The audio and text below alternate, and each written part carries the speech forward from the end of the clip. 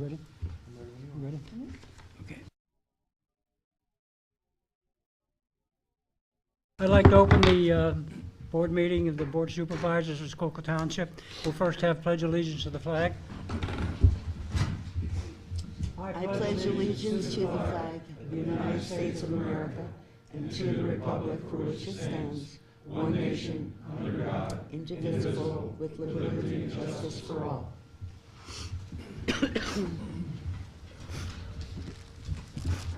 Welcome, everybody. It's a great pleasure to have the VFW here with us this evening to make a presentation to us. Before we start, I would like to remind you that the Schuylkill Township has a interim township manager, which is Norman Butts, and he's doing a hell of a job for us, but he only spent 28 years as a supervisor too, so I think he knows what's going on. But he's quite a guy, and we really respect him, and it's a privilege to have him work with us. And that's unanimous. Yes, it is. Mm-hmm. I'd like to call up to, and I'd welcome all our police force here too from Schuylkill Township. Thank you very much, gentlemen. And I'd like to come forward is Don Mahoney from the VFW from Phoenixville, Colin Walsh, John LaRusso, Mike Staley, and the present commander of the post is Bing Gessenberg.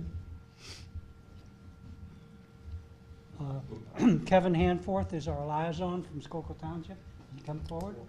Norman Butts, our township manager. Go around this way. Bill Fitzsimmons, lieutenant for our police force, and Jim Fetterman, the chief. I'm sorry, chief.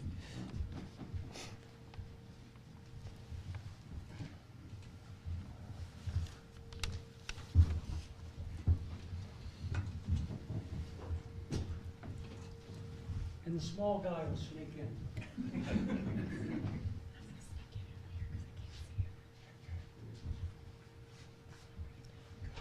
My name is Ben Gensler.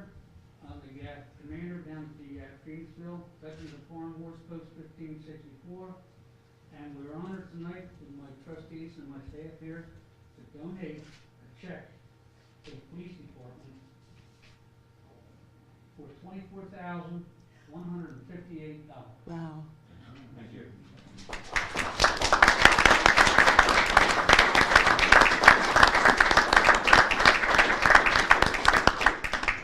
On behalf of the Schuylkill Township Police Department, the chief, and all the other officers, we started on this program a few months ago.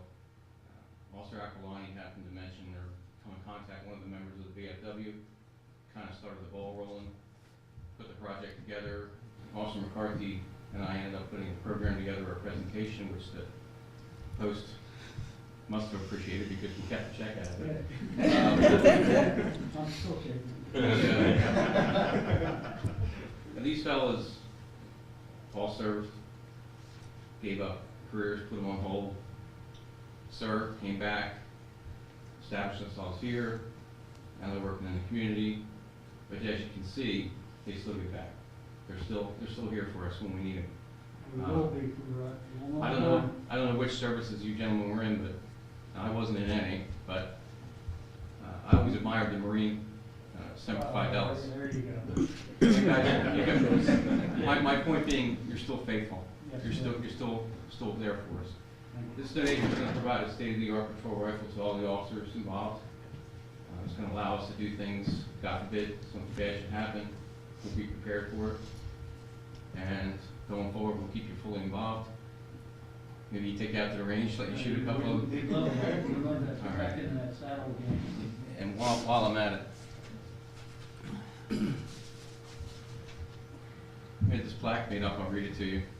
Presented to the members of VFW Post 1564 in grateful recognition of a generous donation towards the purchase of patrol rifles for the Schuylkill Township Police Department. Our community is fortunate indeed to have organizations such as the VFW continue to give back even after having selflessly served our country themselves, March 5th, 2014. Oh, wow. Thanks.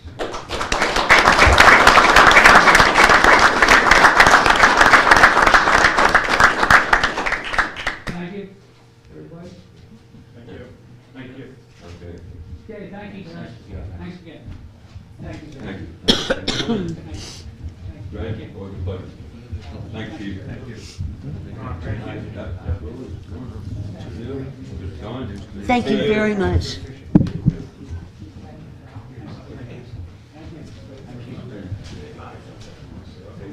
Thanks for serving. Appreciate it. Thanks, guys. Appreciate it. Thank you. My running nose. I don't know.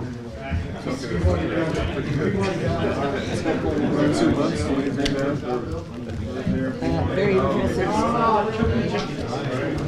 I got a Ferris wheel like that. See what techniques they use. I know. Must be something. 2 months to get How did they raise the money? How did they raise the money? Do we know?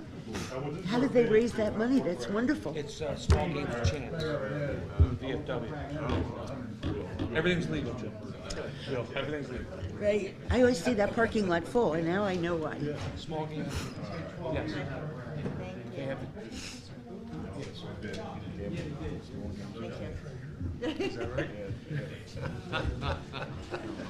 Curtis, Nick was showing him the ropes.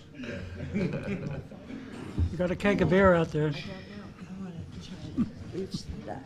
Okay.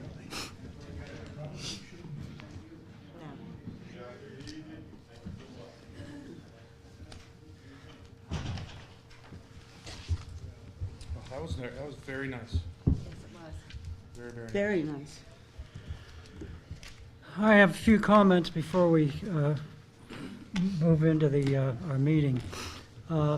One is, I don't see Jim here tonight, but Jim Shaughnessy, we acquired another grant for $21,000 Wow. for our recycling portion of it, which it seems Jim has been able to receive a grant every year or every other year, and he's done darn well, and we congratulate him and the recycling for that. I also would like to thank, while we're on the web page and such, I'm sure I've gotten a lot of letters, or my colleagues and I have received a lot of letters. It's been a terrible February for us, as you well know, what with all the snow and the ice and things like that. And they've done one Herculean job, and I mean Herculean. The police department, the roads department, our FEMA was manned to get all the people out and such.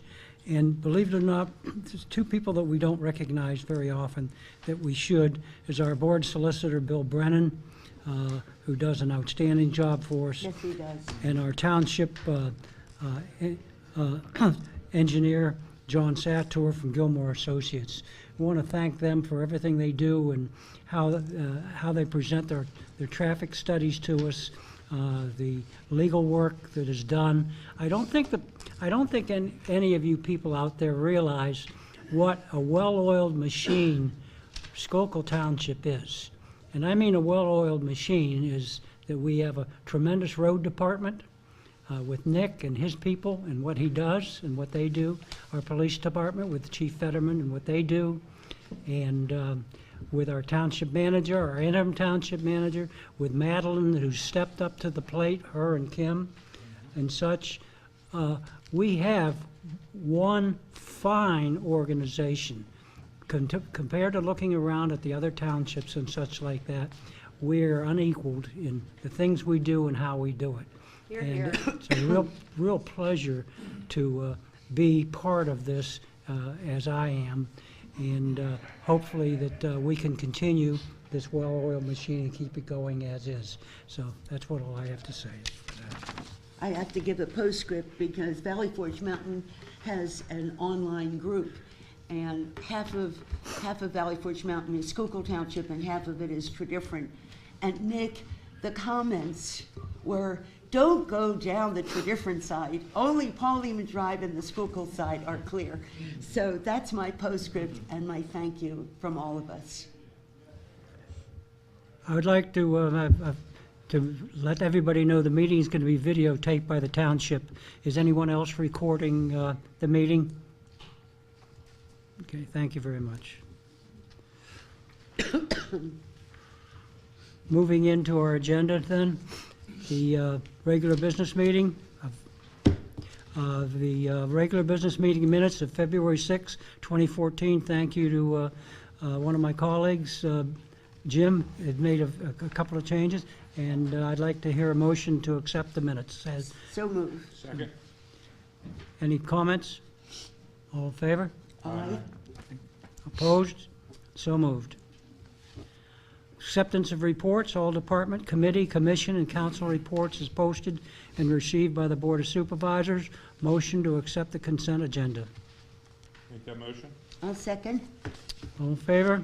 Aye. Opposed? So moved. 2-minute reports. Is there any 2-minute this month, being there was nothing on the agendas, the Planning Commission and the Regional Planning Commission had no meetings this month because there was nothing on the things and due to weather. So, anything else? This is about upcoming events at the Schuylkill No, River that's Heritage Center, an not at this announcement. time, though. Right. Do I hear a motion to accept it? So moved. Okay. All in favor? Aye. All opposed?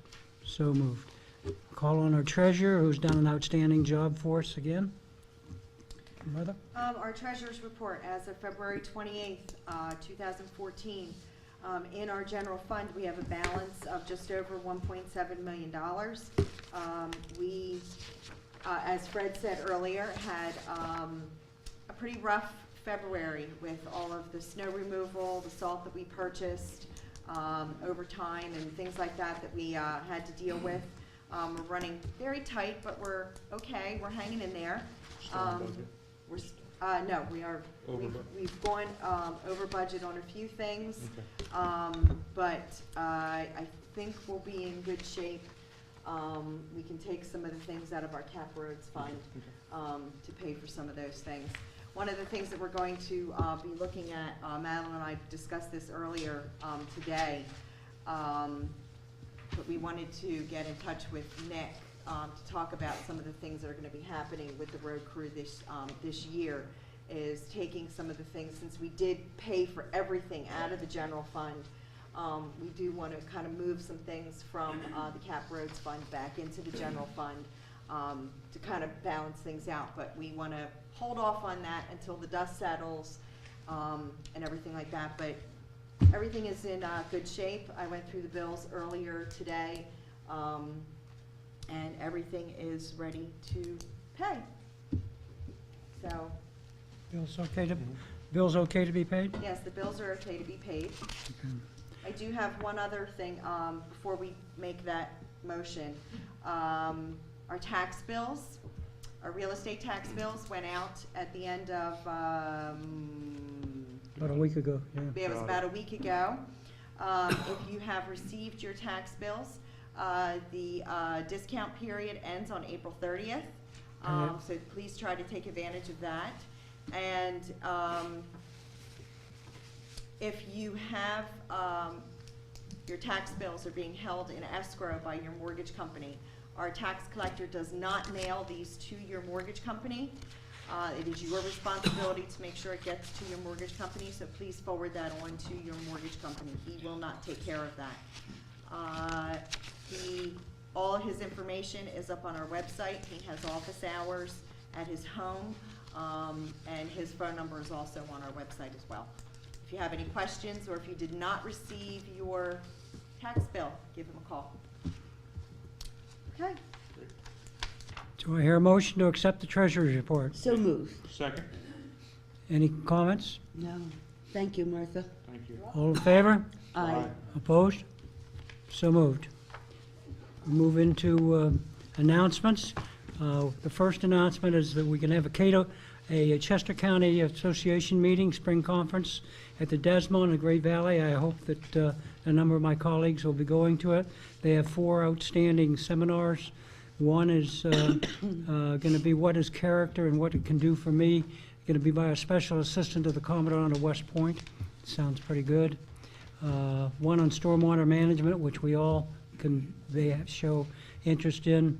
One on any given Monday about a risk management seminar, and one on health cost control strategies, which under the Affordable Care Act. So anyhow, if you can go, please make an attempt. Barbara? Yes, I'd like to announce 2 events coming up in March outside the purview of the township, but both are free. And the first is the Schuylkill River Heritage Center. We're reaching out downriver along the Schuylkill and have invited Dr. Elizabeth Milroy. She's the curator of education and outreach for the Philadelphia Museum of Art. She will be giving a presentation next Tuesday night, March the 11th at 7:30 at the Schuylkill River Heritage Center at the Foundry. The event is free, there's no registration required, and Philadelphia was very crowded back in colonial times, and so a few wealthy merchants purchased country estates along, believe it or not, the Schuylkill River was very clean then, and one of them, a gentleman by the name of David Franks, it was his ship that brought the Liberty Bell to the United States back in 1732, and that led to the creation of Fairmount Park later in the 19th century. The other, Dr. Don Meyer, who's president of Valley Forge Christian College, will be giving a presentation about the Christian College. It's celebrating its 75th anniversary this year, and the Historical Society of the Phoenixville area has a quarterly meeting. Dr. Meyer will be speaking at the Phoenixville Federal Center at Nutt Road on Route 23 on March the 19th. Finally, back to Schuylkill Township toward the end of the month, we have all of the chairs of our commissions, our open space. Mr. Shaughnessy is going to be with us. Sandy Momeyer, who's here this evening, the Historic Commission, Jerry Odell from our Environmental Advisory Commission, will be having a chance to share what their groups as volunteers do for the township. And that will be a free and open meeting at the Phoenixville Country Club on on Thursday, March 27th. That's what I thought. So mark your calendars or put it on your app on your phones, and hope to see you at those events. Thank you, Fred. Okay. Kevin?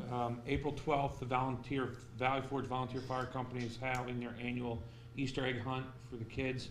It's Saturday, April 12th. Please go to the websites and check. I can't remember what time. I'm having the senior moment right now of what time I think it starts. I think it's 9 a.m., but check the website and it'll tell you what time it starts. Thank you. I would like to ask for public participation for anything on the agenda. Public participation for anything on the agenda. All right, moving right along then. We'll move right into the board discussion items. Bill, legal matters? Thanks, Fred. The Ozarowski case moves ahead. We filed our brief, and we're waiting. There's been some legal wrangling, which is not unusual, but we're waiting for a decision from the court on whether we get our money back in defending that case. There are 3 matters I'd like to discuss with you in executive session having to do with potential arbitration topics, and I think you're familiar with them. And finally, the communications tower. I met with the lawyer for the tower company. We spent a long time going through the first draft of the lease. We're using East Goshen as a model, and I do think, though, that the details of the lease should probably be discussed in executive session because it is a negotiation. So we'll talk about that briefly also. So that's all I have. Thank you. Thank you, Bill. Moving right along, a motion to approve additional services of the certified public accounting firm of Barbara Kane, Thornton and Company to assist Township personnel with internal control procedures and year-end adjustments at the firm's standard hourly rates plus out-of-pocket expenses for a total of not the cost, for a cost of about $2,500.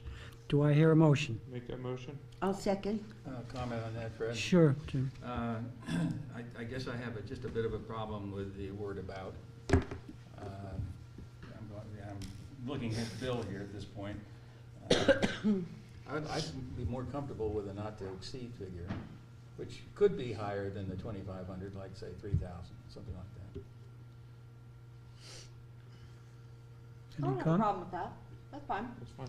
We can say not to exceed 3,000. Yeah. Yeah. So can I insert an amendment there to that effect? I'd like to hear the motion. Yes, Okay, I'll please. make the motion to amend the motion that was just made. The last sentence. The last sentence, out-of-pocket expenses not to exceed $3,000. Second? Okay. Do I hear a motion? Do I made the I? motion. Okay. And- Second? Kevin seconded. Okay. All in favor? Aye. Opposed? So moved. Thank you, everybody. Any more old business? All right, moving on. The new business?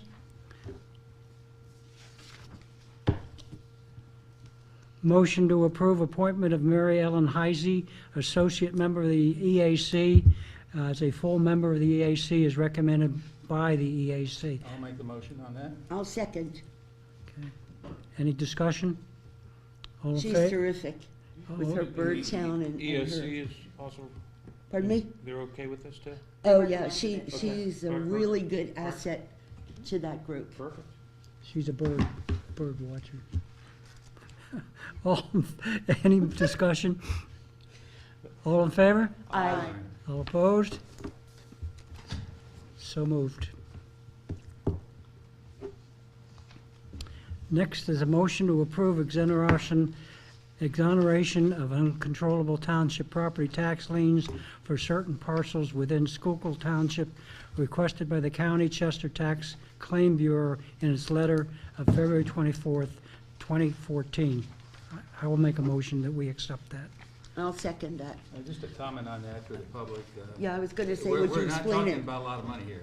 No. $200.98. And it goes back to 2007. That's what I was going to say. Yeah. It's two. Yeah.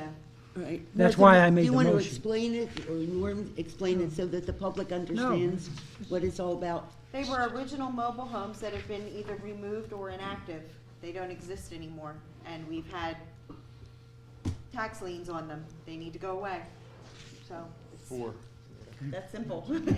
Thank you. We've had a motion, we've had a second. Do I hear any more Nope. discussion? All in favor? Aye. Opposed?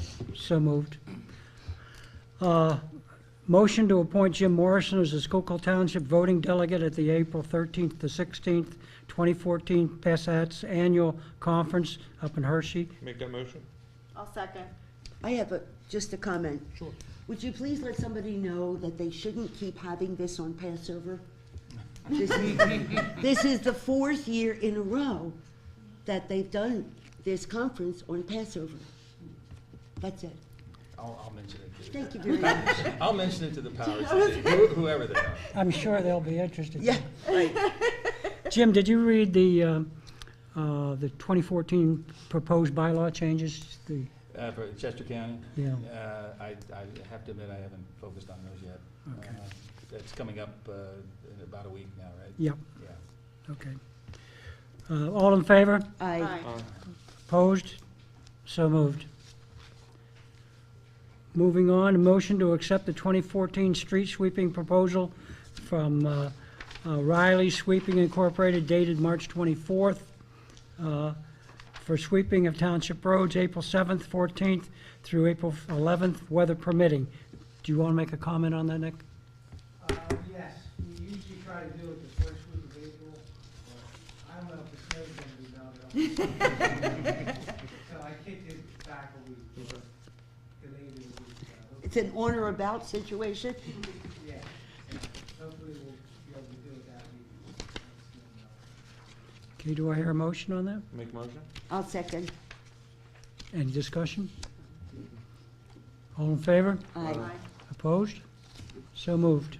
If I could, Fred, just to interject here. Sure. I'd like to, I probably should have made a comment on this earlier, but I read through the roads report like I usually do, and I happened to notice that we went above and beyond to fix a pothole on Pothouse Road.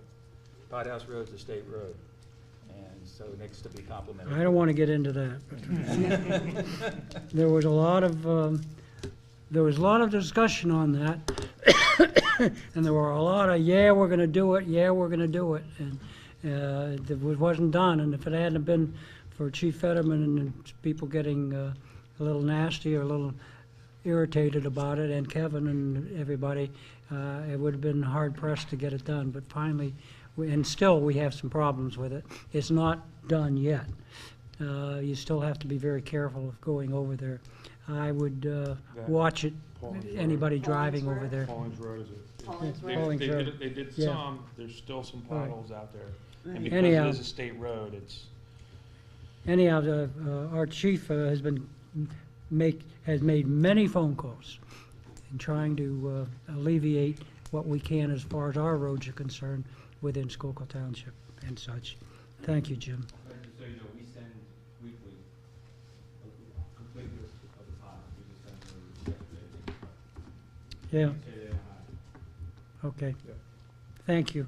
And I know other people, citizens are calling the, what is it, When they get fix, ro- fix. fix road. Fix road or whatever. Right. So it's Yeah. not just him. I mean, a lot of people are calling about potholes in the area. Well, and Representative Warren Camp does have a hotline for Yes, he does. potholes. Mhm. 'Cause I mentioned that going across the bridge on Route 23 over the creek. And lo and behold, once the snow is gone, I discovered that those potholes had been fixed very promptly. So he is attentive to those people sending in messages. All right, anything else there? All right, the next item is presentation and discussion by Sandy and Historical Commission Phase 2 Survey Data and Permit Procedures. Sandy? Good evening. I'm Sandy Momeyer, I'm Chair of the Historical Commission, as you know, and I planned to be here last month, but because of all the conditions and weather, I wasn't. So some of this might seem like it's 2013, but I wanted to update you on what has been happening with the Historical Commission. 2013 was just a phenomenal year for us.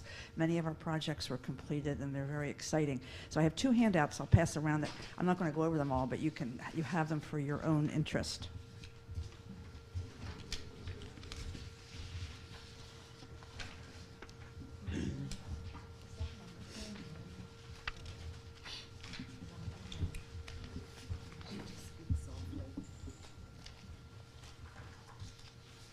The first project I wanted to talk to you about is the survey of historic properties in Schuylkill Township. As you recall, we did complete Phase 1, and that was approved into our ordinance and is on the record now.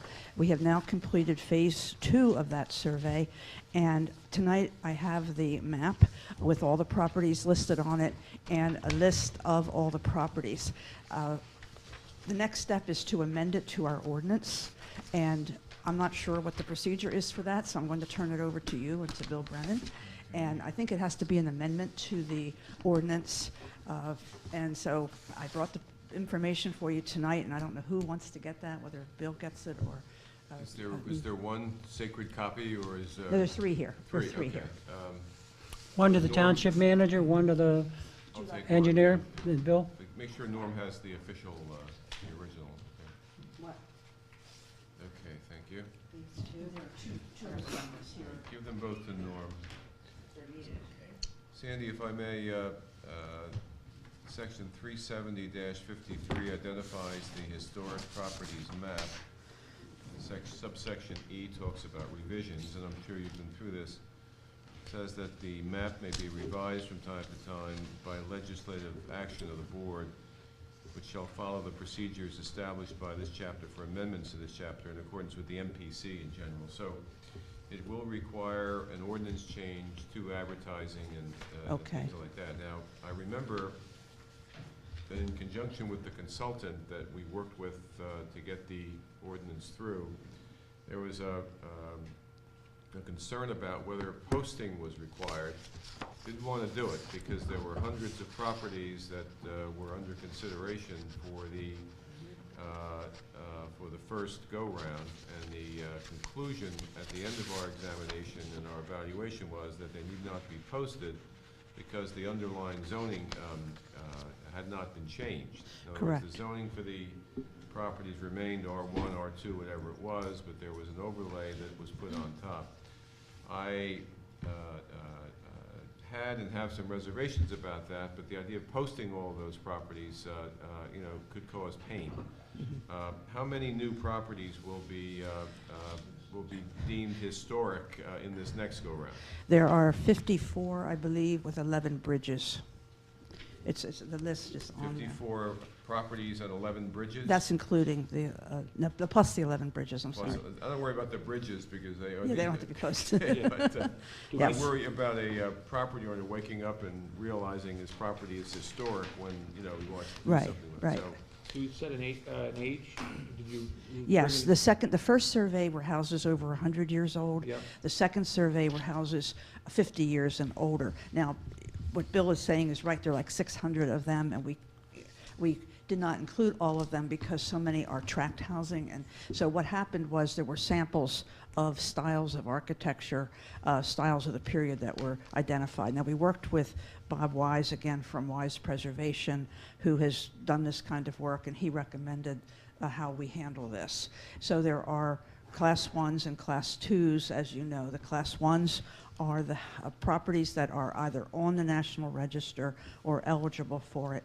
The Class 2s are those that are significant to Schuylkill Township, that have a local person, architecture, style, whatever, that should be protected by our ordinance. And that's why they need to be then included in our ordinance so they receive that there protection. was some pushback last time about the 50-year requirement, and people were concerned that there are just too many houses in the township that are more than 50 years old, but are in no way historic, mine being among them.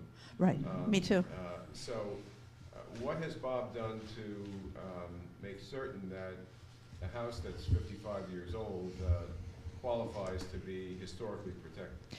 It's again, going out and viewing these houses, the ones that are more original, that haven't had additions added onto them or changes added onto them, so that they represent a style of architecture of a period. Let me ask something I should know, but I don't. If there's a house that's 55 or 60 years old, otherwise unimpressive, but a president stayed there or something, would that be enough to make it historic? It could be. It could be. It could be.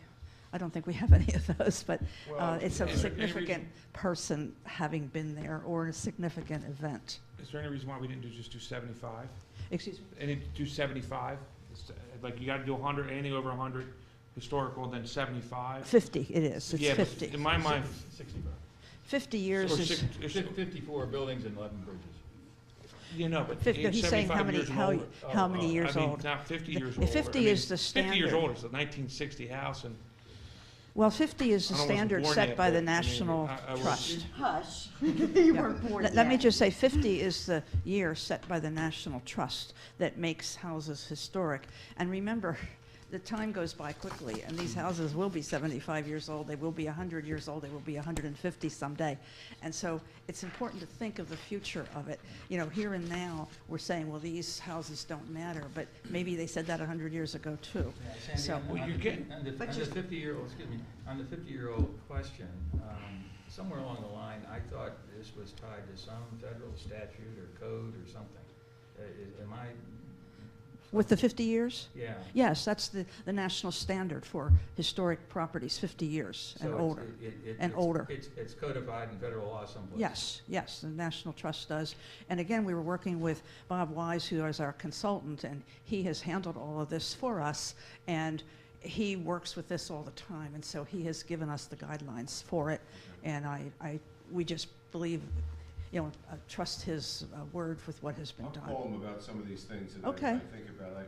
if I buy a property in Schuylkill, I think we went through this last time, I'm sure we did. How do I know I'm buying the historic property? Is there any kind of a warning flag or a notice flag that I'm buying a property what- that has some restrictions with regard to history?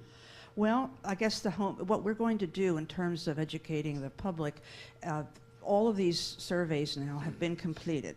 There are 1,800 pages. It's a stack about this big.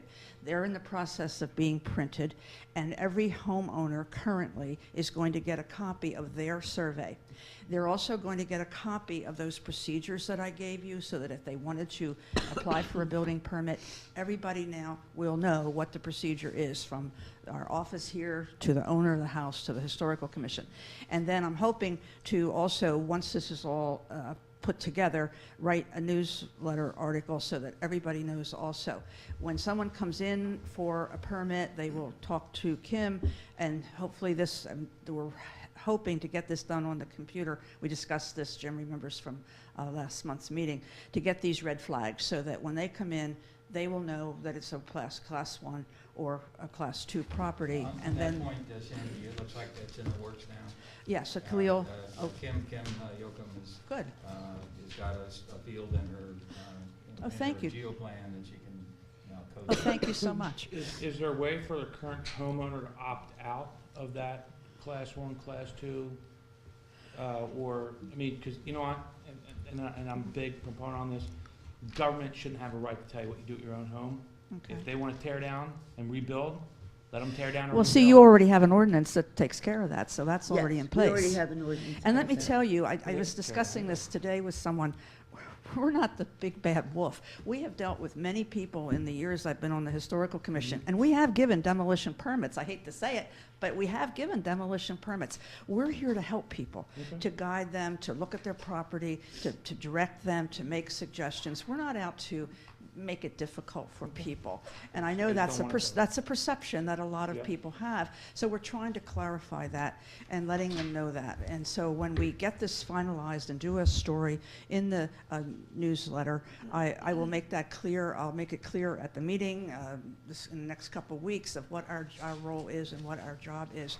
But you already have an ordinance in place that covers all these questions you're asking. Right. They are protected, except for these 50 that have to be added to it. And that's what we're asking tonight, is for you to add those new ones to this ordinance for the protection. We share the cajole rather than the citation, but in truth, at the end of the day, if there is a demolition by neglect, or if there is,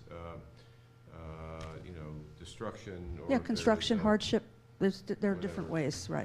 There are remedies that the township has, but as far as I'm concerned, they should be sparingly used. Okay. Yeah, I mean, I'm just not Yeah. a fan of that.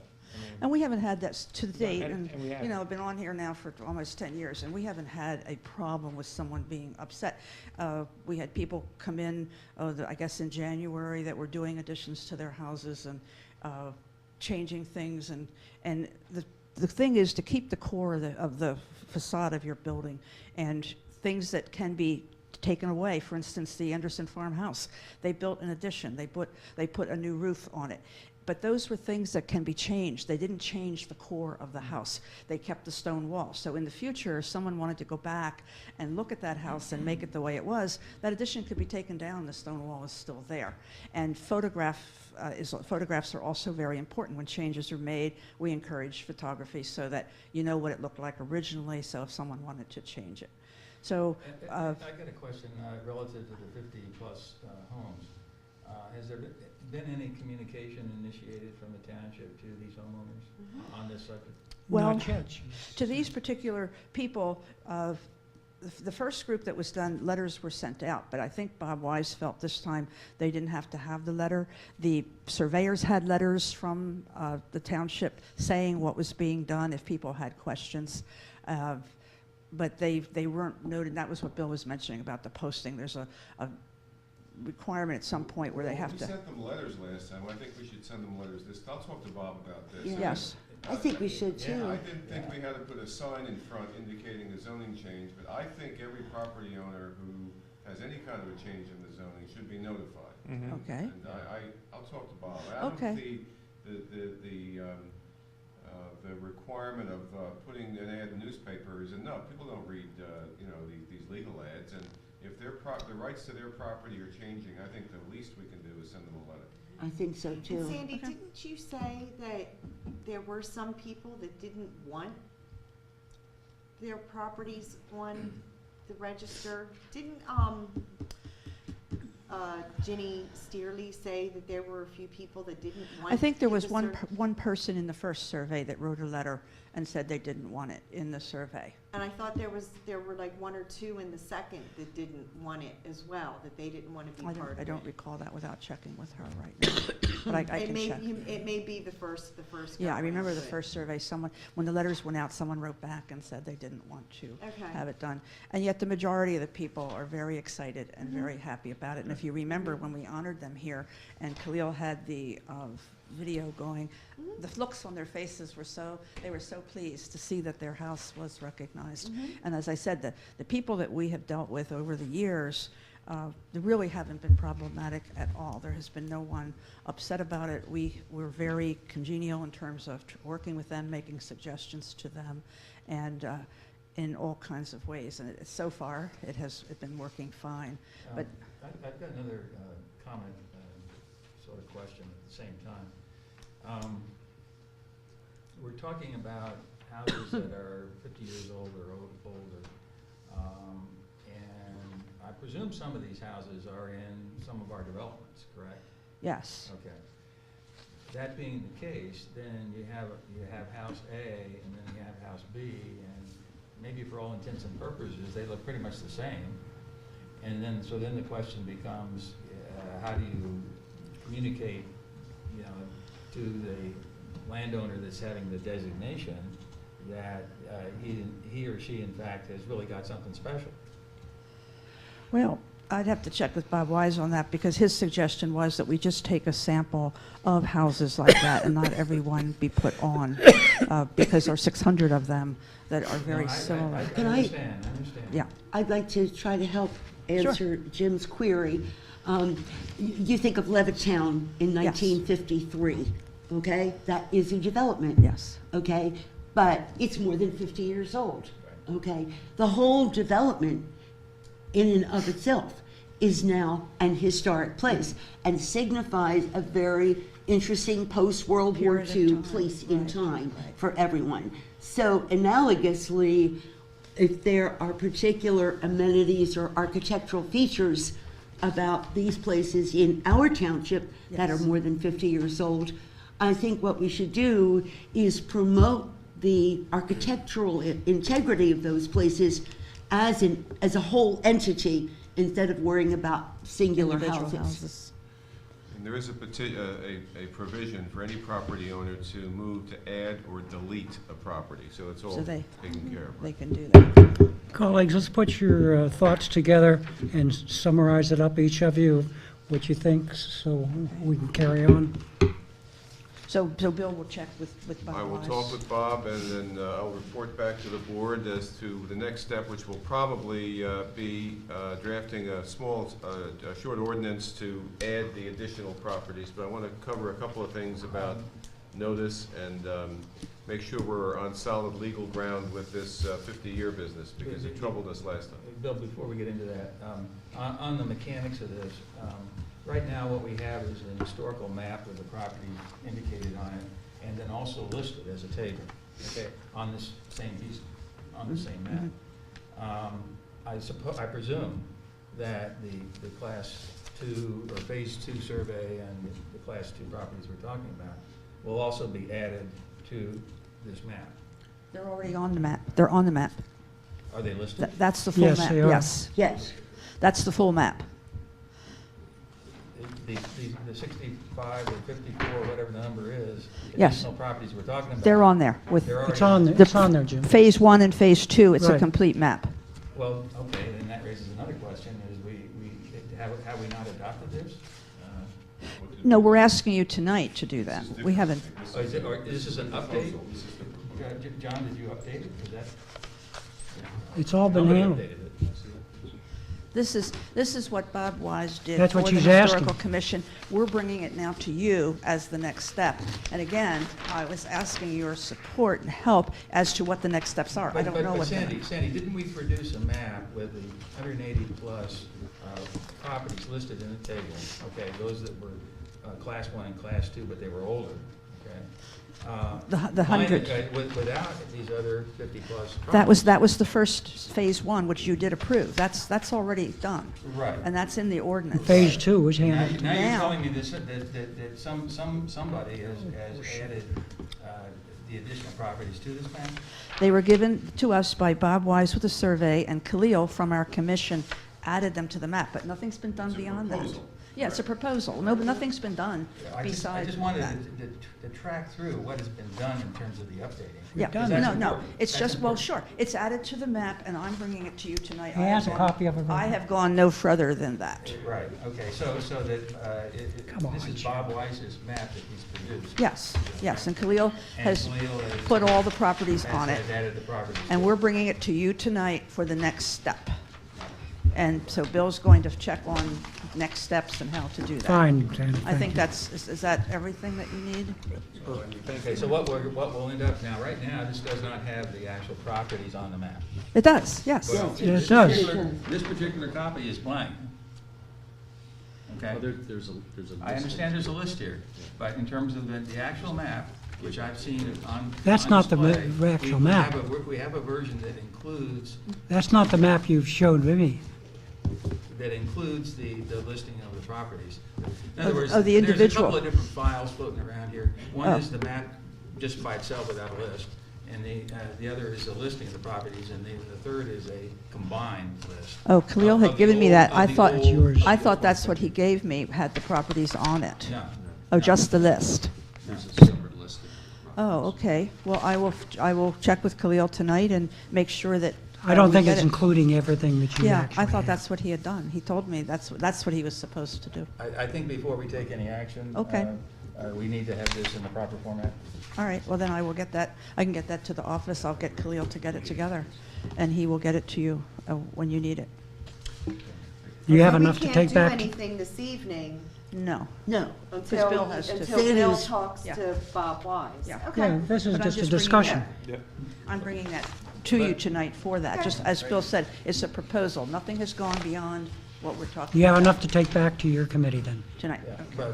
but Martha, having said what you said, I think what can happen here is this can be in the proper format, okay, with the additional properties and Yeah. the table expanded, and we can draft the ordinance bullshit, necessary Jim. to do the updating of our ordinance referencing this map. Yeah. So. That's what Bill said. Theoretically, next You're next duplicating meeting, yourself. we should be able to wrap this up. Yeah. Okay. You should be able to move to authorize advertising. Yes, authorize Right. Okay, and I will get Khalil to get those maps to everybody. Thank you, Sandy. Okay, and two other things I wanted to talk about. One was the work we've done with the Valley Park Task Force, and again, working with Bob Wise, we have a complete research now on the history of the Valley Park, and that will be, I'll get a copy to the office so that there's always a copy. Nice. And also a disc. Bob Wise will put that on a disc for the office, and so that was, Yeah, I haven't seen that yet. it was very useful. Was that at this past meeting that was brought up? I've had it, I think, in December, but with the meetings the way they've been, I haven't had a chance to bring it here. Okay. And then another thing that we did, which was very interesting, talking about bridges on our survey, I took part in a program called the Battle of the Clouds. And the Battle of the Clouds was one of 3 battles of the Philadelphia campaign in Chester County.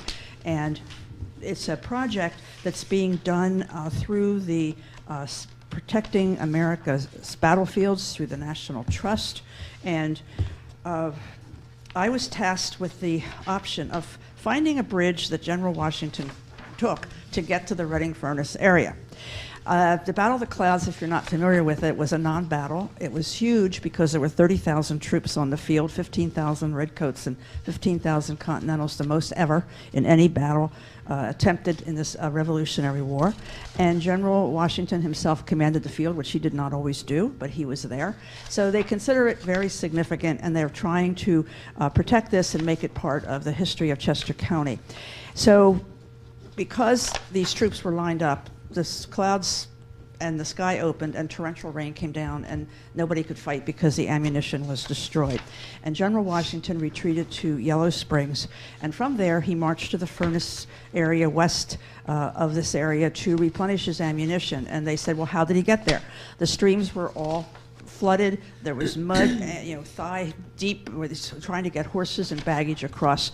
And there was one bridge, and it was called the French Creek Bridge. And believe it or not, it's in Schuylkill Township. Now, the original bridge does not still exist. It was a two-arch stone bridge built there in the 1770s. And I was able to find this information from a minute book from 1757 to 1780 at the Chester County Archives, where they approved building this bridge. Anthony Wayne oversaw the construction of it. And so General Washington left Yellow Springs, marched down through Kimberton, came out on what was probably now 113, went west on 724 Route 23 and crossed this bridge. And it's in Schuylkill Township, in that little triangle of our detached area up there. And so all of this has been very important. It's been managed by the National Park Service. All the townships had been asked through their historical commissions to do research for this project. And so I was tasked with finding this bridge, and because that's our little part of this whole thing. All of our research was given to scholars. Some of them came in from Chicago and Washington, D.C. to take all of our research and put it together and put a major report on this Battle of the Clouds. And there are maps that have been done showing all the area, and if you want to know what was happening at 3 o'clock that day and at 7 o'clock that day, it's all outlined on all these maps. And so Schuylkill Township has a set of the maps for our file, a final copy of the report. And throughout the next year, there are going to be programs given in the area discussing all of this campaign. So we had this little tiny part in it, but it was major in terms of General Washington and his army getting replenished with his ammunition. So I just wanted to share that with you. Do we know where the bridge was actually located? Well, where the French Creek is there. Yeah, well, but I don't know exactly. I know there's 3 bridges there on that tour. At least 2. There's 23, and then there's the. And then there's another little one down there on the smaller one tributary. next to the mall. Yeah, there's a little tributary there also. I'm not sure whether it's actually where that Mary Snowden Bridge is or not.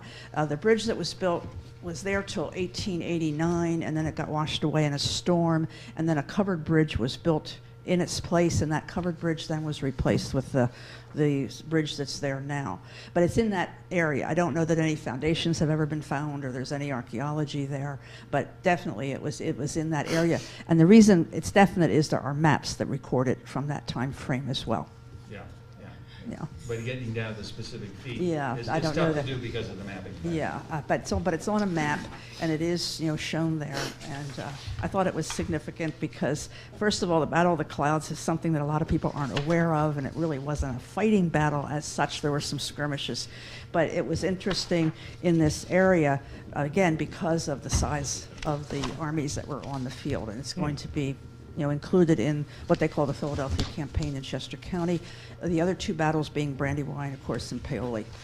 The other thing, and Alexander Hamilton was there, James Monroe was there, as well as Anthony Wayne. So it was a significant. Monroe, he must have been quite young. Yeah. So Is this where you were asked to speak? Excuse me? Where you were asked to speak? Was I asked to speak? Yeah. Well, no. It just was finalized in December, and we were given these reports at that meeting. That's what I meant. And there's a fellow from Chester County who was the coordinator, and Sean Moore, and he's been the person going around giving lectures about it, and he has maps that are huge that he shows all of these movements. But it's possible, we could get him to do a program here for us at some time. Thank you, Sandy. There were a couple of items in this agenda item, sort of couple together here, Fred. The other was the permit procedure. Did you want it? The what? The permit procedure. Oh, the permit procedures, yes. We reviewed this with the office and with Kim and with Yerke's Associates and with the ordinance, of course, in terms of the turnaround times. And then it was reviewed at the Historical Commission, and then the final was put together. And so I sent it back to the office so that it would be there on file. And then that's also the page that we want to put with the mailing that will go to all the homeowners and also in the newsletter, so that if they come in for a building permit, they will know what their steps are before they even get here. I just have a question on this. Sorry. There's seven steps in this. 4 and 5 seem to be overlapping. Yes, they do. I noticed that myself. Yeah. Is there Yeah, going to we be? can get into that later. I think they could be Is there going to be combined. amendment to that? I think they could be combined. Yeah, it's not a Thank you. big issue. Sandy, All if I right. could request a copy of the Valley Park study. Let's move forward. Yeah. Thank Okay, you. Sandy, you said at the last Historic Commission meeting that you were going to be on the radio. Would you like to announce that? Oh, yes. Well, I actually taped it today. Oh, okay. And it's going to be broadcast on May 21st, and I don't have the call letters with me right now because I wasn't going to say it. Today, I was asked to come and speak about the Schuylkill School memorial that was built, the bell tower, and it's a half-hour program called Passing Times, done by the Chester County Historical Association and Society, rather. And I was interviewed to talk about, the school and how the bell was done, and so it was very nice, and talked about a lot about the process of people and helping people, again, with historic preservation, that there's help out there for people too, and we had a lot of help and support.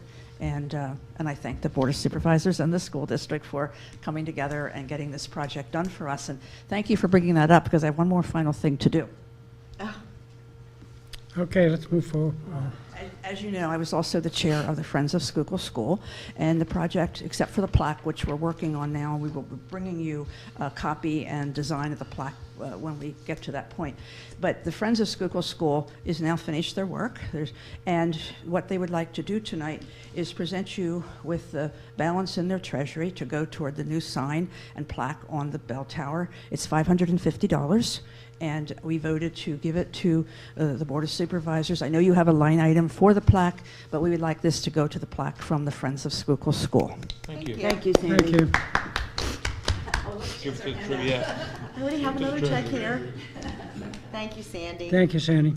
And I think that's all I have to say tonight. Thank you very much. Well, thank you very much for listening, and thank you for supporting the Historical Commission. Thank you. So we're going to table this until you make, Till it's ready. Yes. okay. All right. Did you hear that, Sandy? We're going to table it until Bill comes up with his, we're going to table the information until Bill comes up with his information, so you know what to take back to your board. All right. 54 over 50. All right, the next item is discussion of the 50 Lafayette Drive zoning hearing board application. If I can, Fred, Michael Fury was here, I guess at our last meeting, to identify the conundrum his client had faced at 50 Lafayette Drive, because there had been seemingly some sort of approval granted back in the 80s, I guess, and the client bought the property seeking to solve a setback problem. We described it, and the board decided that they would not oppose the application to the zoning hearing board. Subsequent to that, however, we were informed that the application was going to include, I believe, a pool, Norm. Was that, there was something, another feature to it? Yeah, not originally in there. I think it was either a pool or a bigger pool. And Kim flagged it. Flagged it, and I mean, I'm not sure if it's been filed yet. I haven't checked with Kim, but, so the only point we're raising is that I don't think they did it intentionally, I don't know, by holding it back.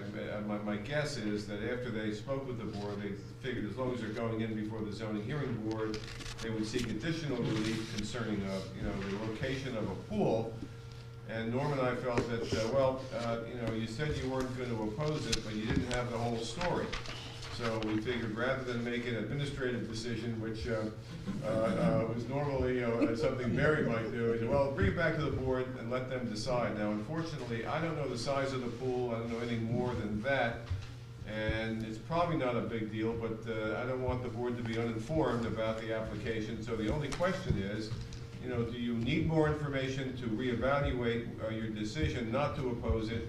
Or are you satisfied that even if there's a pool on the application, that you would not change your position, which had been stated as not opposing the application? Well, my only question to you is if the added surface is there, the added pool length, does it have anything to do with impervious surface That or was my question. anything That's else? exactly it, and there will be a request for a variance added to the prior request to cleanse the existing setback. That was my next problem. question, right. Yeah. And that, I forget the percentages, but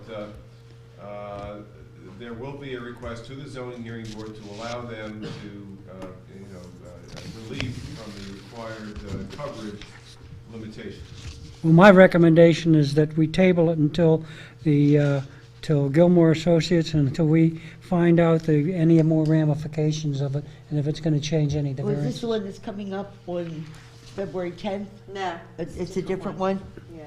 Okay. Yes. March 10th, it's not Okay. been scheduled yet, so you'll have There a was chance to have something another that came meeting in to think about February 10th, so. No, they're going to have to bring this up to the zoning hearing board anyhow, so. Correct. Right, The question is whether this board opposes it or takes no position. I'm looking at the plan that they handed out to us a while back. And this pool is, by my eye, about 20 feet from the rear property line. Maybe even less. It's just a guess because I got a 50-foot measure over to the left here. You've seen that? No, Yeah. I don't know anything about it. In any event, so not only do they have a building incursion on the setback, they're going to have a pool incursion on the setback. So it really compounds the incursion, if you will.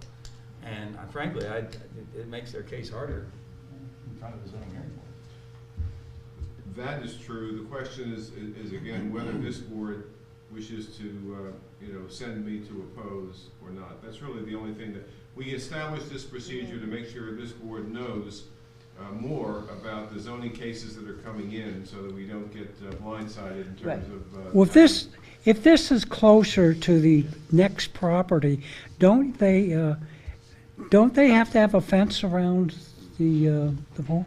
Yeah, oh, yeah. Okay, wait, number one, wait a minute. And number two, what about noise? What about everything coming up there between, if they have a lot of people there at a party or such like that, and the disturbance of the peace? Yeah, there's no, we don't, I don't think Excuse we, me? I don't think we have I think we have a noise ordinance, but I don't think it kicks in. Hey, Okay. Jim, what's the noise ordinance? Well, As far as, Do we have one? do we have one? What times does it kick in, 9 PM, No. I don't know if it's checking, 10 or 11? isn't it just a nuisance, Jim? A nuisance, public nuisance. Public news? Feels like that's stretching it. I believe there's a pool on it now. Yeah, but they want to change it. Oh, do they? Yeah. But there is already a pool. Yeah. I don't have a problem with it. I would not Sounds like they oppose want to make it. it bigger. It's private property, Do they and I wanna don't make it think we'd bigger? be setting, Yeah. since they're all, thank you for letting us know that there is already a pool there. do I hear a motion to accept it then, accept the variance? Hold on, No, We no, don't no, accept no, the no. variance. No, we're not, We just won't. we won't do anything, Yeah. Okay, if that's our Yeah, it's consensus. existing pool. Okay. I don't care. So I guess Bill wants to you want to ask us if we want to oppose this or not? Or Yes. have you appear at the Well, zoning hearing board? To be precise, do you wish to change your prior decision, which was not to oppose their zoning application when it dealt just with correcting the problem with the addition setback, based upon the fact that there will be some change to the pool which will enlarge it? Does that cause you to reconsider your prior position so that you might wish to send me to oppose it based upon that, or do you wish to wait another month till we get more information? I would like to, as far as I'm concerned, I would like to wait until we get further information. Right. I have no, having heard the. I have no problems with it, No, I don't either. but I want to have further I'm information. happy with the way in which we made our decision before tonight. Well, if, I don't think I don't want to oppose it. I want to leave it up to the zoning hearing board. well, then maybe I'm with you, somebody Martha. should make a motion that the position taken last time should not change. Correct. I make that motion? I'll second. Any more discussion? All in favor? Aye. Thank you. All opposed? Aye. Now, that doesn't mean they get anything, it just means we will not oppose. Correct. Yeah.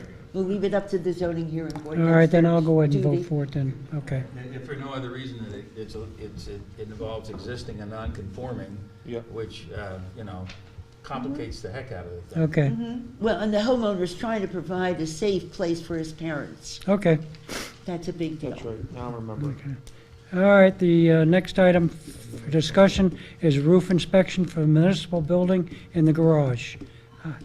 I think that should be done personally, but, Just to Nick? shed some light, during one of these storms, I'm not sure which one it was, some of the gutter fell off the back of the building.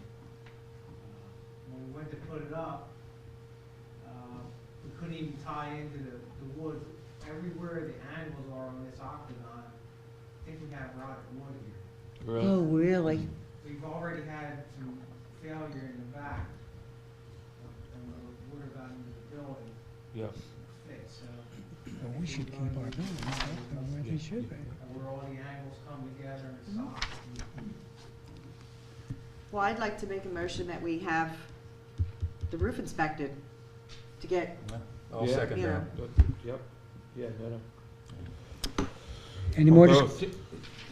To obviously include the gutters and, you know, Yeah. the related support there. yeah. okay. Do I hear a second? Second. She Yeah. did. Martha did. She made the I motion. made the And motion. Oh, Jim seconded. Jim second, I'm Oh, sorry. all right. Thanks, Jim. Okay, all in favor? Aye. Opposed? So moved. Nick, do you want to go forward with that?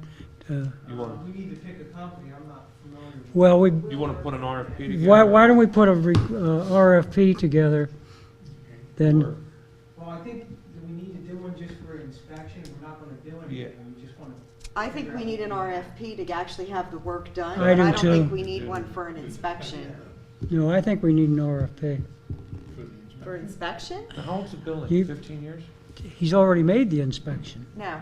No. No, this is for the That inspection, was their Fred. quick inspection, putting the gutter back up. He's not a roofer. I know he's not a roofer. But He he keeps knows his feet what, on the but he ground. knows what's good and what's bad and Yeah. what's happening to his place. The ladder I had just about reached the top of the building, so I'm not. But I think we need to get, I Excuse think we me. need to get an inspection on the entire roof, not just the little section Well, that that's he what I looked was- at. that's Yeah, what I'm and then gonna say. determine Yeah. what work needs to be done. Jim made a good idea, that Dan Keogh is a homeowner inspection. All right, Madeline? If I could clarify, Nick and I had talked, when he was replacing the gutter, he discovered a rotted soffit. That made him concerned, but he cannot get up on the roof and inspect all the valleys and peaks. So what we want to do is get a roofer or an inspector to go up and say, yes, you really should have the whole roof redone, or no, it's just these certain areas that are rotted.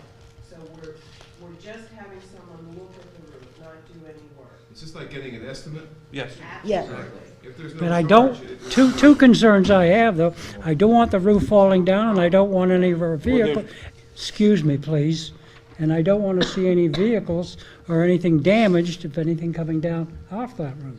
Yeah, but I Right. think there's a charge for the estimate. Yes, there is. Yeah, so that's what Bill's asking. Yeah, there is. So we have to approve, if it's- yeah, I don't. it's like- All right, the motion's been made to get a roof inspection done. Did I hear a second on that? Second, Jim did. Jim did. Jim seconded. Oh, all right. All in favor? Aye. Opposed? All right, we have a roof inspection done.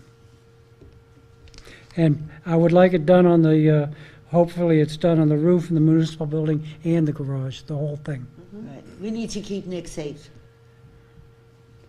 For we'll get somebody, we'll find somebody that's licensed to come in and look at it, and then we'll get back to you on what they can afford. So if the cost of the inspection is under, is it $10,000, we don't need to get an RFP? Is that Gonna cost more than that. 18.5? Okay, just for the inspection? Yeah, that should be fine. It's a lot of room. Yeah. That's So? fine. So we don't need to have it sent out for bid because. Well, we'll of bring that up at another Yeah. time. then, Okay.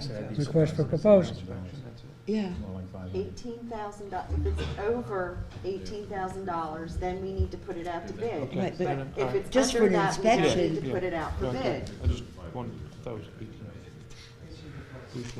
It shouldn't cost that much. They're not, Okay, it's not gonna be that much. all right, we've just finished that. The next item is a resolution and ordinances, public hearing, discussion, emergency communication system amplification ordinance proposed by Chester County Department of Emergency Services. Well, maybe I can start off on this, because I did take a look at it, I'm the zoning management guy. It appears to me, and anybody can step in and clarify this, but it appears to me this is an ordinance that's directed at primarily businesses, number one, and primarily, in fact, maybe almost totally new construction, but certainly the bulk of it being new construction. And the idea is to have a building that the police and the fire people can communicate from the inside to each other, around the next corner in the building or outside to wherever they need to communicate. So apparently West Bradford is giving this very serious consideration. It seemed like a good idea, but I guess I'd invite a comment from Jim and.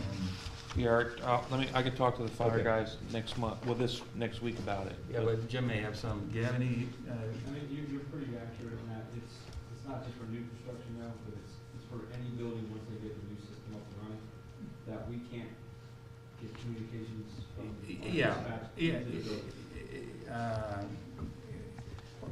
well, the lead sentence here is, the general provision is, unless otherwise provided, no person shall erect, construct, alter, refit, change the use of. Now, That's that's, that's their terminology, on it. There's a county version of that. yeah, change the use of, that one bothers me a bit. Or provide an addition of more than 20% of the existing floor area to any building or structure thereof. And then it exempts 35 feet or less structures, which are typically all our residential units. And it exempts wooden structures, certain other exemptions, but. No, it's for radio communications. All right, who's promoting this? The county is? The county has put together this, it's been out there for a while now, to assist the municipalities on making Isn't it, odor of the building to put an amplifier in, so that It- when we go in there, we would be able to communicate and hear out. But Jim, only if needed, right? Only if needed. Yeah. isn't it putting the onus on us, a cost factor back to us, that we have to worry about the maintenance of it and all the cost or anything? It's only an amplifier that gets installed. I don't know what it looks like. I've never seen one, but, there's some schools, and I'm not sure that we have any of these right now, that you used to be able to go into and not be able to transmit out or receive anything in. That's what they're trying to cover here. Oh, okay. So what they're saying is if I'm building a new building in Chester County, I have to put a device in there that will facilitate radio communication. If there's an officer in the building who needs help or whatever, he can get on his whatever device Yeah. and get right to you. Is that right? That's not correct, okay? It's only if it's needed, if it's required. They need to go in, somebody needs to go in to test the communication. And if they can communicate from room to room or outside, because the construction is of the right kind, you know, they don't need an amplifier. And we do that. Oh, all right. So it's not every building, it's gonna be only those that are built in such a way that your communications ability is inhibited, is that right? That's correct. Now, is this just new construction? No, I think, well, originally it was for any construction. Well, it's, yeah, construct, alter, refit, you know, any, but Hold on, Norm wants to make a comment here. yeah.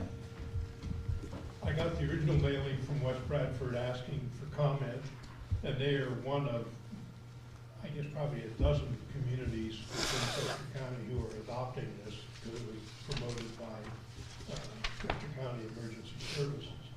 What struck me is it would be good for us to get it with the new elementary school being proposed, a sizable building, et cetera, et cetera. If we have it on the books, then, you know, there's no question.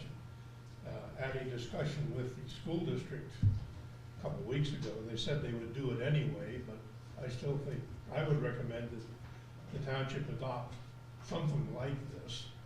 Maybe not the West Bradford version, maybe just the Chester County version, to get us protection.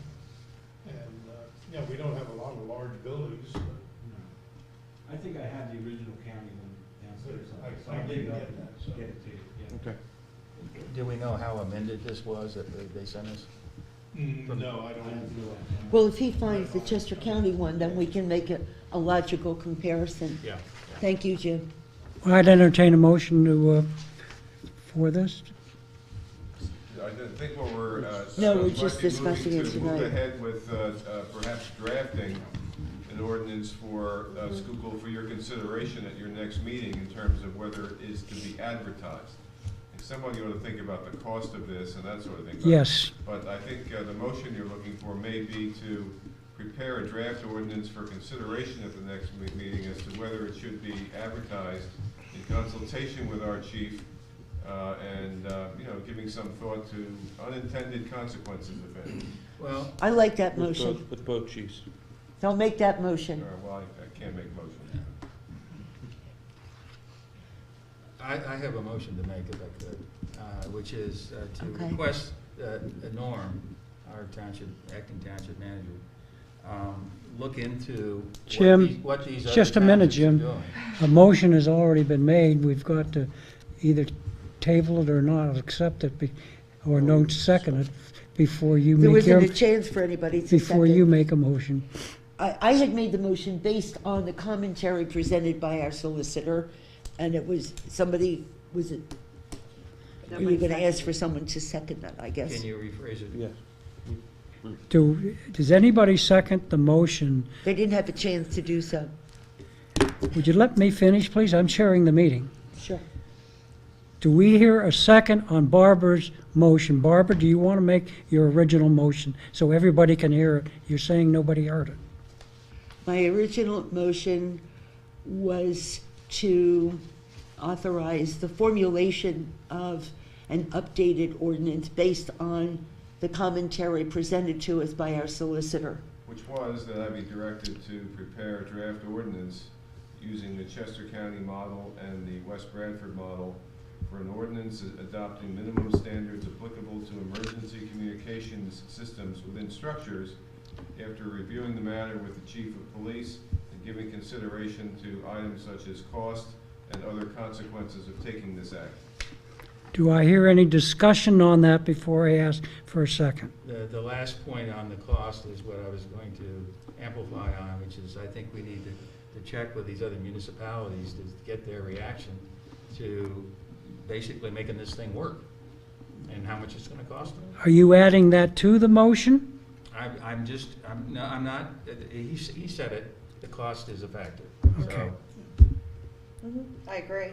Yeah, I want to table because I want to talk to not only Jim, but also Jay Cole, the fire chief, to get there, because they're also using All right, the so, station, fine, I understand what is going on. Now, do I hear a second to the motion? I'll second it. Okay, is there any discussion? Is this added to the motion, what you said? He wanted to add to the motion that the fire chief, Formalize We Jay's did. participation. Well, yeah, I just- if we prepare we an can just ordinance, do I it. think it would behoove us to have the fire chief as well as Chief Fetterman and other appropriate EOC, emergency management folks. But at least get something. We have a motion, we have a second. Bill, is the motion meet legality standards? Yeah, it just means draft something and circulate it, that's Yeah. all, to simplify That's all. it, means draft Yeah. something and think about it a little bit, so it's, you know, so it makes sense, and Okay. then circulate it, that's all you're saying. Oh, that's right. And then if we can circulate it to Jay, and we can circulate it to Chief, and it can go to Exactly. whoever we need it to. All right, and we then- have a motion, we have a second. Is everyone, any more discussion? All in favor? Aye. Aye. Opposed? No, me. So moved. Me.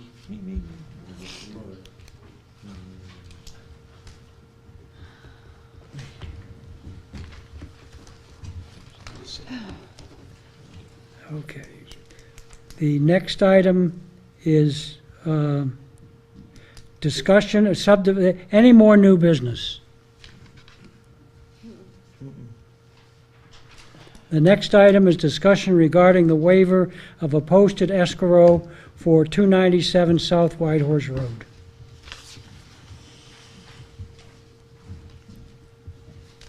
Good evening, my name is Tony Stancato. I'm the owner of 297 South Whitehorse Road.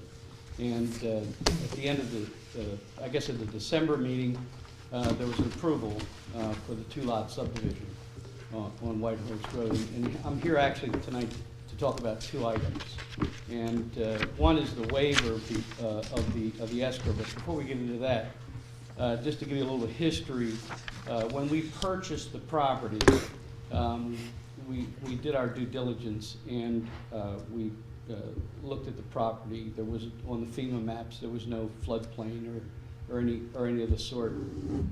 But there was an intervening ordinance just after we went to settlement, which changed the riparian buffers, which really changed our life, because we have the stream on Mill Road, which is on our property line, and it was our understanding and through our research that really we would have to look to the top of the bank of Mill Road, and there would not be any flooding.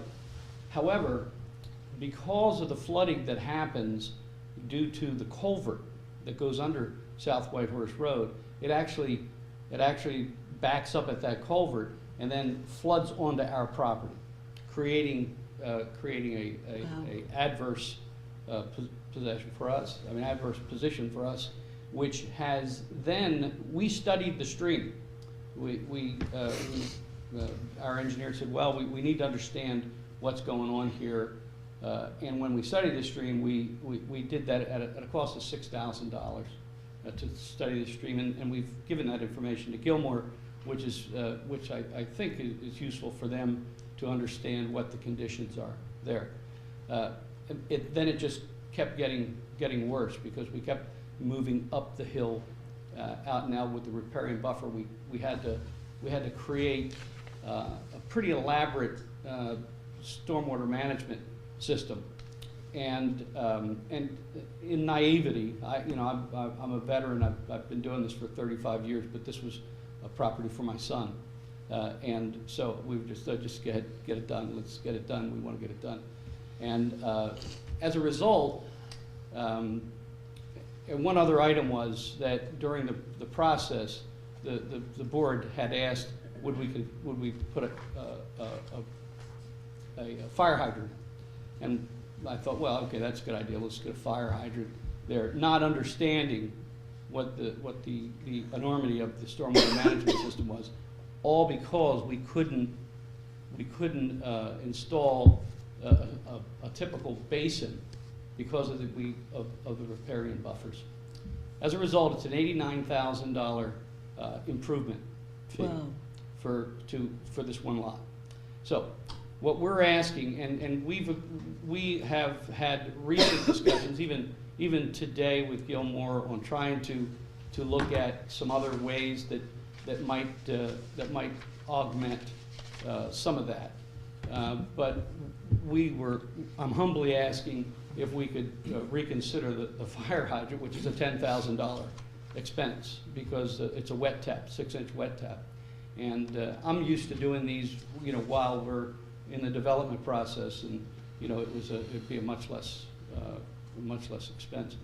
So, to do that, and also the waiver item was because there really weren't any real public improvements. Even if the fire hydrant was there, that would be something we'd go directly and deal with Aqua. But we really didn't understand, what was to be escrowed. So we just wanted to get that clarified. But also, so we'd like to get the subdivision done, and we understand that if there's any changes in the current stormwater management facilities, that, they would have to be, reviewed. We understand that. In fact, the house that's on there was a house that was, by way of example, just to prove, because we were coming against all these restraints, just to prove that we could do this, that we could actually put it in. So we understand that we may have to come back and look at the stormwater management for that as well. If I could just break in here and John to verify this report we have to. We happen to have sort of a coincidence in our ordinance relative to what you can do, how close you can get to a stream with structures. And the coincidence is essentially the distances are the same for protecting riparian buffers as it is for protecting the flood hazard district. And actually the flood hazard district is the more stringent because it's a 50-foot no structure setback, correct? Beyond the actual 50 feet from the center of the stream. So in that sense, it's stricter than the riparian buffer restriction, which involves earth disturbance. Right. Yeah, and what Mr. Stancato and his engineer have done is they chose to calculate the 100-year floodplain rather than by default show a 50-foot wide floodplain from the top of the stream bank. Yeah. And the reason they chose to do that was with the hope of narrowing the width of the 100-year floodplain along the stream corridor. And they also were given the benefit of having the HEC-RAS data that Gilmore and Associates produced as part of the Pennypacker Run watershed study that we did several years ago. We physically provided that base information to Mr. Stancato's engineer, which they then used as a basis for their computer model. So in the course of that process, they calculated the 100-year floodplain. And then, as you say, Jim, the 50-foot no structure setback from that, and then the riparian buffers were also a factor. So, yes, I mean, this property is certainly encumbered by floodplain and the riparian buffers. There's no question about it. And as a result, the stormwater management system had to be located in a part of the property and underground, and it is a more expensive system than one would normally expect. So with your boots wet on the ground, would you recommend that we approve the waiver? Well, Mr. Stancato's asking you for two waivers. Right. Okay? He's asking, if I understand you correctly, he's asking that you defer his posting of the financial security to install the underground stormwater management system until such time that he files a building permit application. Now, your stormwater management ordinance requires that the stormwater management system be inspected by your municipal engineer. I am obligated by your ordinance to ensure for you that any stormwater management system in the township gets installed properly. Okay. So while I would not recommend that you waive the fee at all for the financial security of installing the stormwater management system, I do think there's some merit to considering postponing it until such time that he comes in with a building permit application. He doesn't have to do anything if he doesn't want to develop the second lot, I guess. This is a two-lot subdivision. It is a which two-lot started all subdivision. this, is that right? Right. Okay. So the In thought- changing the stormwater management system, would that mean that some fire hydrants could or would be changed? No, the two No. are unrelated. Yep. The two are unrelated. Let me talk first about the stormwater. Mr. Stancato, I think you said that you're having your engineer look at some other options for stormwater management. Okay. Other than what you have already approved. So I think you're saying you're gonna have your engineer revisit the Correct. approved stormwater management system and see if they can come up with something that's cheaper to install. Understood. Okay, that's the one issue. The second issue is he's asking you to, if I understand you correctly, not require him to install the fire hydrant. Yeah, I understand that. Okay. And that was a requirement that the township imposed and your fire marshal endorsed. And the planning commission approved. and Planning endorsed. commission recommended it to Yeah. you, yes. Our question was, we didn't, I mean, I understand that, you know, that point. We just didn't know where the warrant was for the fire hydrants in the ordinance or. Yeah, I have it right here. Okay, first of all, before we get into the fire hydrant thing, Yep. let's complete the stormwater management portion of it first, Okay. okay? Do people approve his changes for the stormwater management, looking into it? We're not changing it. He's We're not ready changing to- anything. He's not changing the stormwater management system. He just doesn't wanna have to post the financial security Okay, with the township at this point in time. so we have Wants to make do it note, when he take does note. the building permit Wants to. process. Correct. Right. That's correct. Are we gonna catch that in every case? In other words, sometimes these things slide by. Kim has to be aware of this and, needs to be a red flag in the file so that the building Yes, it permit does. is not, mistakenly issued in 5 years when, we're all retired. That's a concern I have sometimes. Everybody in favor of that? How do we ensure that? At the same time, it doesn't seem fair to him when he hasn't made a final determination about what stormwater management system he's ultimately going to use. So, can we make a sort of conditional thing, so it doesn't set a precedent? I want to be fair to the gentleman who's come here and is trying to comply with the township ordinances, but let's do it in such a way that's fair to him and fair to us. Good point. Can we put this matter on hold until we see what the new proposal is for a modified stormwater Well- management plan? Well, we're not sure, as I said, the plans are not fully developed for what we're actually gonna build there. This was merely an example, because No, that's not true. The plans were fully engineered. they're fully engineered, They're yes. fully engineered for a They're stormwater management system. That's correct. Yes. But we don't know at this point exactly what structure we're gonna build there. We don't You're have. talking about a house. The house, right. Okay. All right. And so,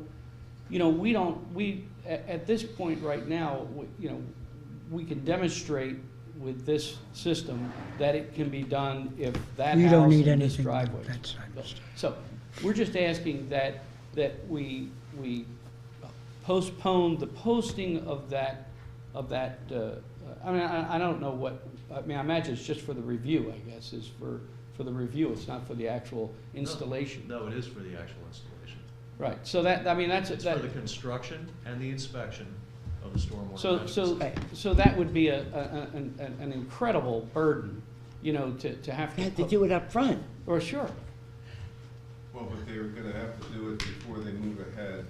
But The if he, building permit process anyway, yeah. So the only Right. rule, as I see it, if the applicant decides that it's not worth it, then he will have posted the money too early to get it back. exactly. But if he wishes to go ahead and build a house on the subdivided lot, he's either gotta post the 89,000 or some lesser number, which might be approved by Gilmore later on.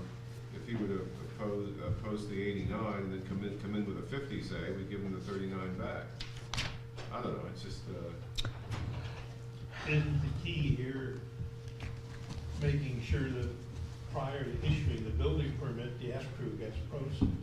And I don't know whether our procedures allow for that or not. I'm just concerned about the office procedures because, I don't know how that's caught.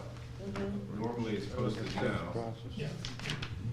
The GeoPlan software that Kim uses allows for comments, not extensive, but some comments.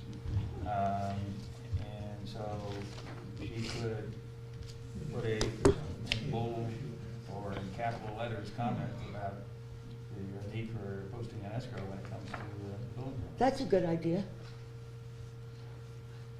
I'd like to offer him some relief other than putting up a huge chunk of change right now when he hasn't even made a final decision. Doesn't seem fair. Don't you think we should include Kim in this conversation? You should be the one I mean. No, yeah. because she takes her direction from us, and therefore we can instruct her to appropriately flag in the comment, as Jen suggested. What Martha was saying is we should find out from Kim if it can be flagged Okay. before a decision Yep. is made. Well, she's able to flag historical properties, I know that. We just went through that yesterday.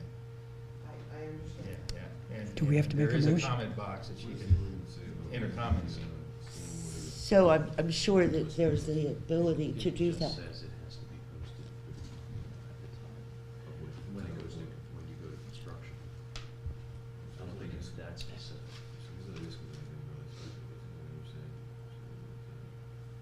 Do we have to make a motion then? I would like to, yeah. Okay, I'd like to make I'll just start this. hang on to see what. Okay. Bill? I don't know what the subspecies. Okay, you want to hear our, Wait a minute. Is that a first? All right. okay, I was going to make a motion to grant the waiver at this time, pending the posting of your action being taken on stormwater management on your permit application, The building permit application. the building permit Yes. application. I Does that second- cover it all? Yeah, I second that. That's just on that, okay. All in favor? Aye. Aye. All opposed? I don't understand that motion, All right. sorry. It's a We're saying he deferral. doesn't have to pay right now, but it's got to be flagged on his building permit application. That's correct. He does not get a building permit unless the proper amount for an approved stormwater management system is posted in escrow. Right. That's That's the correct. rest of my motion. Okay. Any changes? Everybody still in favor of that? Yes. Did you get that, Madeline? We'll get it afterwards, okay. All right, everybody in favor? They said yes? Yes. Opposed, none? Okay, so moved. Now let's get into the The fire hydrant. fire hydrant portion of it. Yeah, the fire hydrants, yeah, as I said, it's It's an additional cost. $10,000. Yep, and we understand that, and we go off of the recommendation of a fire marshal, who is also our fire chief. And he went out, looked at it. I also did a whole bunch of research on it with Kim in the office, to find out where they are currently right now. And if you look at where, from your plan of where you're gonna start the subdivision, from the beginning of that to where they are, and we have the map here, we can show you, to where the beginning of the subdivision is. One fire hydrant is 735 feet away, and the other one's 690 feet away. And with our code and our ordinances, one must be within the beginning of subdivision within 600 feet. If it was like 610, 605, we would look at it, maybe give you a waiver for it. But because they're so far away, my fire marshal has written a letter, and he doesn't recommend that we waive it. It's the minimum standard. And look at page 2 of the ordinance. Yeah. But for, this is a, as I said, it's a two-lot subdivision, it would be covered in the ordinance for that? Yep, it's any subdivision. Any subdivision. I'll read it to you. Fire hydrants shall be located in accordance with the Schuylkill Township It's on Fire page Marshal. 2. Review of and direction regarding the proposed fire hydrant plan shall be located at the accessible points throughout the subdivision when public water supply is available, shall begin with a hydrant located at the entrance of the subdivision and shall locate at least one hydrant within 600 feet of the existing and proposed structure. Can I back up just a little bit here? Sure. With a larger subdivision, of course, the developer puts them in and they're spaced, and then at some point when the roads are dedicated, don't we take them at some point? At the end of the day, we take them, they become ours, but we don't buy them. We get the benefit of having the developer put them in. But we lease, I think we lease them. No, you pay. We pay a hydrant. We pay a hydrant fee. we pay a hydrant fee. Now, do we collect that money from the property owners, No. or just comes out of the general fund? Is Just that comes right? out of general fund. All right, what troubles me a little bit is, and forgive me for ever speaking on behalf of an applicant, but this is a two-lot subdivision. He's the last guy in the door. Everybody lives in this community, and then along comes Mr. Stancano, and he wants the last two-lot subdivision in the whole community, and they say, aha, it's on you to put in a hydrant that will serve the entire community, cost you $10,000, thank you very much. You know, that same discussion was brought up at the planning commission, exactly what you just said. Yep. And they still It was a recommended loser. that he, Okay. Yeah, I mean, they still recommended that they put a fire hydrant it's the in. luck of the draw. And when you look at it, and I had in-depth discussion with the chief about this, and I was sort of on your page a little bit until he discussed it with me. If they need to attach to either hydrant, and they're attaching to those hydrants, and they're running the trucks, and they're just dropping lines off the back of the truck as they go, because they're all interconnected, it shuts down that whole road with both lines going in, and they're not gonna be able to access to get more trucks in if they need to. I am not denying the Yeah. need for a hydrant there. I Okay. am 100% in agreement that there should be a hydrant. I'm thinking of, whether it The one- is yeah, I understand. an unlawful taking, or by demanding that this gentleman buy a hydrant for the community. I understand. There's some additional information I think I should mention here on this. One of the members of our planning commission lives right across from me, Jim Lombardi, okay? Uh-huh. And he could benefit from this fire hydrant, but he doesn't have a fire hydrant now. All right? Also, that's number one. Number two, there is a fire hydrant at North Norris and Cherry Lane. Now, I just drove that.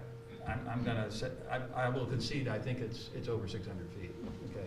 And it may be Yeah, over You 700. just said that. You said it was 700 and some odd feet. No, 700? there's 3 fire hydrants here, okay, that we're talking about.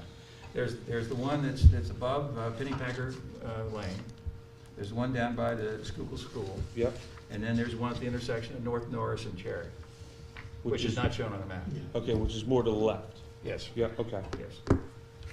I think Mr. Stancano should go to court and prove that he shouldn't buy a fire hydrant for the community. Unfortunately for Mr. Stancano, the case will cost him $25,000, where the hydrant is $10,000. Oh, wow. Yeah.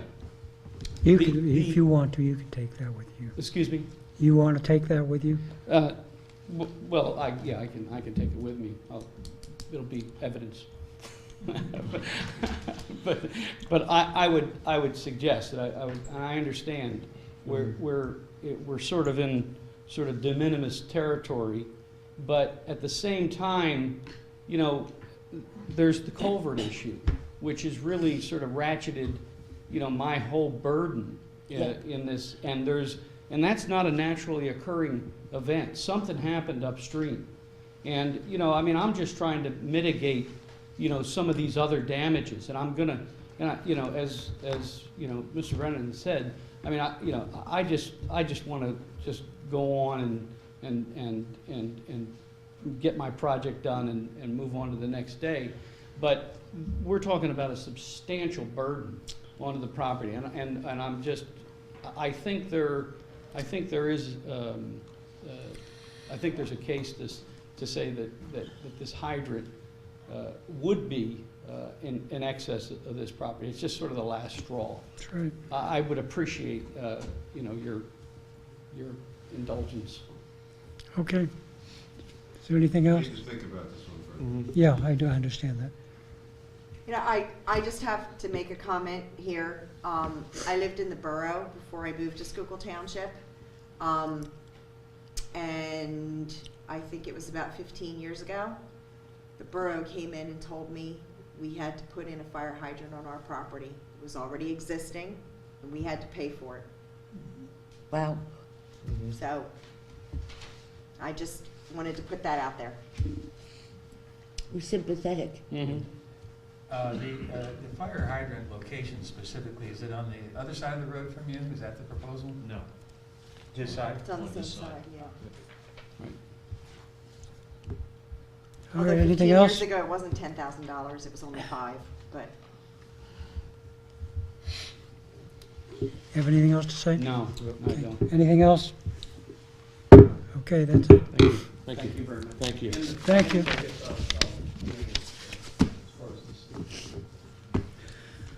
Are there any 2-minute reports?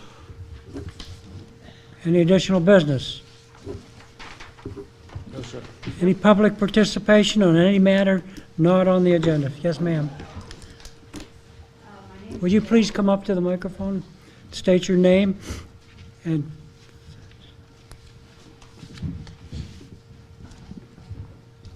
My name is Betty Ash, and I have written to the township as well as Chief Fetterman, and my letter pertains to the wonderful job that the police department and Nick, our road master, and then, of course, Madeline.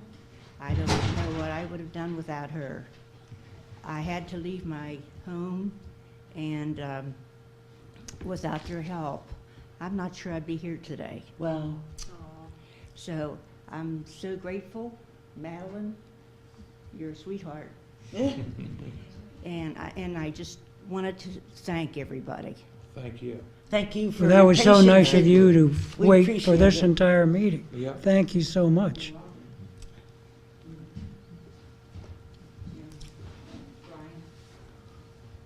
Thank you. May the lights not go out again. Yeah. Do I hear, we got to move into executive session for Make that motion. litigation issues and personal issues. Okay, I'll Do I second hear- that motion. All in favor? Aye. Okay, meeting adjourned.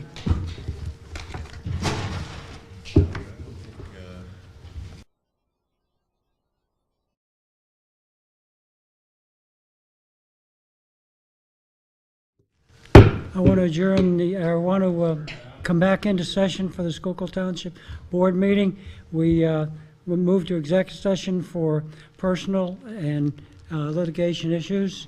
Do I have here any motions for coming out of executive session?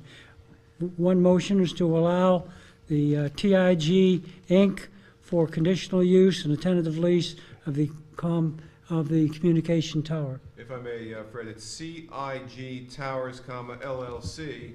Okay. And the motion is to authorize it as applicant to proceed with a conditional use application, notwithstanding the fact that, the township is the owner and landlord of the property, and in order to come in for relief, they have to have the approval of the owner. So it's a motion to authorize CIG Towers LLC to proceed with the conditional use application and to authorize Norman Vutz to sign any letters that might be necessary to confirm this authorization. I make that motion. Go ahead, I make that motion. and I'll second. Any discussion? All in favor? Aye. Make a motion to end the meeting. All passed. Motion's passed. Do I hear any more motions? Can I make I a make a motion to adjourn? I second it. All in favor? All- Aye. Aye. Meeting adjourned.